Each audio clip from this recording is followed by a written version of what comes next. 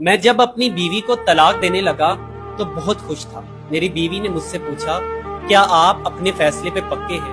تو میں نے فوراً جواب دیا جی بالکل، اور میں نے دل میں کہا کہ آج سارے مسائل ختم ہو جائیں گے۔ میری بیوی خاموش بیٹھی سب برداشت کر رہی تھی۔ اسے آج اپنے گھر والوں کی موجودگی بھی وہ ہمت نہیں دے پا رہی، اور میں بہت خوش تھا کہ بس کچھ وقت اور کچھ لمحے اور جیسے ہی میں نے اسے طلاق دی میں نے سمجھا میں آزاد ہو گیا۔ اس دن جب میں بستر پہ لیٹا تو مجھے احساس ہوا کہ آج دنیا کے سارے مسائل ختم ہو گئے۔ کچھ عرصے تک، کچھ مہینوں تک جی بھر کے کھایا، گھوما پھرا، اپنے دوستوں کے ساتھ انجوائمنٹ کی۔ آخر کار میں نے سکون کا سانس لیا۔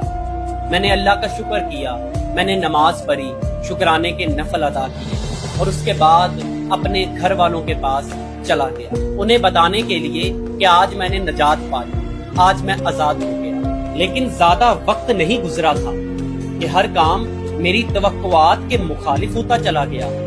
روز رات کو سب اپنے اپنے کمروں میں اپنی بیوی کے ساتھ چلے جاتے اور میں اپنے کمرے میں تنہا رہ جاتا۔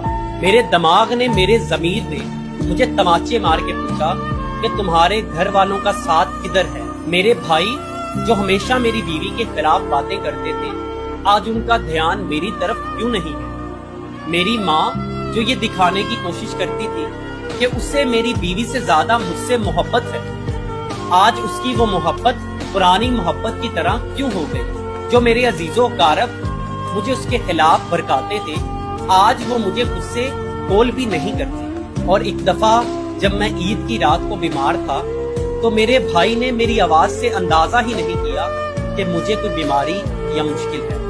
تو مجھے یاد آیا ایک بار میری بیوی نے مجھے فون کیا تھا اور پوچھا تھا کہ آپ خیریت سے تو ہیں، اور میں نے اس کو جھوٹ پہ ہاں کہہ دیا تھا، حالانکہ اس دن میں ہاسپٹل سے ڈرپ لگوا کے آیا تھا، لیکن اسے میری آواز سے اندازہ ہو گیا تھا کہ میں ٹھیک نہیں۔ کہاں ہے وہ سب جنہوں نے مجھ سے سکون کا وعدہ کیا تھا؟ آج کوئی میری زندگی میں انٹرسٹڈ کیوں نہیں ہے؟